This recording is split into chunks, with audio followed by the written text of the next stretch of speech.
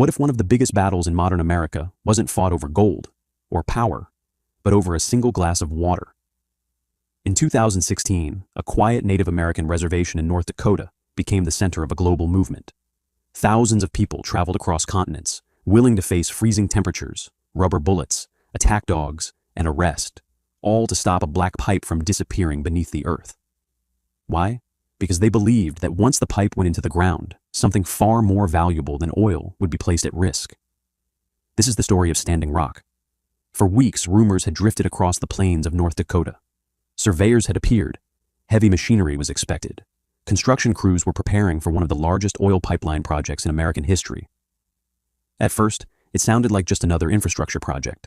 But beneath those whispers lay a conflict that had been building for generations. The Dakota Access Pipeline, commonly called DAPL, was designed to carry hundreds of thousands of barrels of crude oil every day from North Dakota to Illinois. To energy companies, it represented economic growth and energy security. To the Standing Rock Sioux tribe, it represented something entirely different. It was a threat, not simply to the land they lived on, but to the water they drank, and to the sacred places where their ancestors had prayed, been buried, and remembered for centuries. For the Standing Rock Sioux, this wasn't merely about environmental concerns, it was about survival. The proposed route crossed beneath Lake Oahe, the tribe's primary source of drinking water. One pipeline leak could contaminate the water that sustained thousands of lives. But there was another wound. Many believed the project violated long-standing treaties that had already been broken time and time again throughout American history. To many Indigenous people, the pipeline wasn't an isolated event. It was another chapter in a story they knew all too well, a story of promises made and promises broken. Instead of accepting defeat, they chose resistance. In April 2016, a small prayer camp known as Sacred Stone Camp was established near the proposed construction site. At first, only a handful of people gathered. Families prayed, elders shared stories, children played among tents beneath the endless prairie sky. It seemed almost impossible to imagine that this peaceful camp would soon become one of the largest Indigenous movements in modern history. Then something unexpected happened. Social media noticed. Videos began spreading online. Images of Native elders praying beside rivers traveled across Facebook, Twitter, and Instagram. The message was remarkably simple. Mini Wiconi. Water is life. Those 3 words crossed borders. Within weeks, people from every corner of America began arriving. Environmental activists, military veterans, students, religious leaders, entire Indigenous nations. Many drove for days, some traveled thousands of kilometers, others flew from overseas. They weren't coming for politics. They were coming because they believed water belonged to everyone. The small prayer camp transformed into a thriving community, unlike anything seen in decades. Teepees stood beside modern tents. Communal kitchens served thousands of meals. Volunteers chopped firewood, cared for horses, treated the sick, and taught traditional songs to younger generations. Despite the growing numbers, prayer remained at the heart of everything. Every sunrise began with ceremony. Every march began with prayer. But peace would soon collide with power. As construction advanced during the summer of 2016, confrontations became unavoidable. Bulldozers approached sacred sites. Protesters moved to block them. Then came one of the most controversial moments of the movement. Private security guards unleashed attack dogs on demonstrators. Video footage spread across the internet within hours. Images of frightened protesters and injured animals shocked millions around the world. Public attention exploded overnight. The world was finally watching, but the conflict was only beginning. Law enforcement agencies from multiple states arrived with military-style equipment. Roadblocks appeared. Armored vehicles rolled across the prairie. Helicopters circled overhead. Then came the arrests. Hundreds were detained. Many described being searched, restrained, and held in harsh conditions. Yet every arrest seemed to attract even more supporters. Instead of shrinking, the movement grew stronger. By autumn, more than 10,000 people had gathered near Standing Rock. It became one of the largest gatherings of Indigenous nations in generations.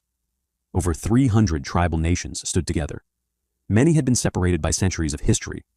Now they stood side by side with a common purpose: protect the water, protect the land, protect future generations. Then winter arrived, and with it came one of the darkest chapters of the protest. Temperatures dropped far below freezing. Snow covered the camps. the Missouri River filled with ice. Still, the protesters refused to leave. Then, during one confrontation, law enforcement used water cannons against demonstrators in sub-zero temperatures. Rubber bullets flew. Tear gas filled the air. Flashbang grenades echoed through the night. People suffered broken bones, hypothermia, and severe injuries. Yet amid the chaos, many protesters responded not with violence, but with prayer. They sang. They drummed.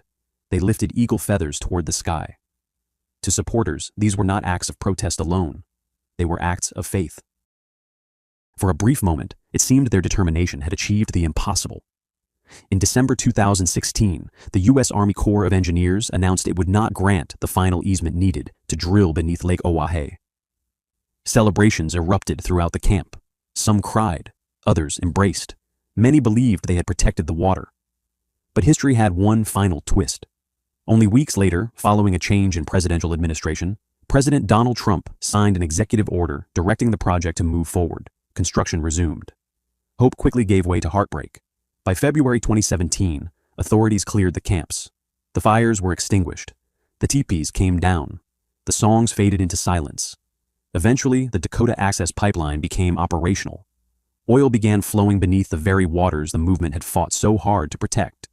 To many, it felt like defeat. But was it? Not everyone thinks so, because Standing Rock changed something far greater than the pipeline itself. Before 2016, many people around the world knew little about Indigenous treaty rights. After Standing Rock, millions did. The movement inspired countless environmental campaigns. It strengthened alliances between Indigenous nations. It transformed "Water is life" into one of the most recognized environmental slogans in the world. Legal challenges against the pipeline have continued for years. Environmental reviews remain the subject of ongoing court battles. And across North America, communities facing similar projects continue to draw inspiration from Standing Rock. Its legacy lives on, not because the pipeline was stopped, but because an entire generation witnessed ordinary people standing against extraordinary power. What began as rumors of a construction project became a global symbol of courage. A reminder that the greatest victories are not always measured by who wins the immediate battle. Sometimes they are measured by the voices that refuse to be silenced.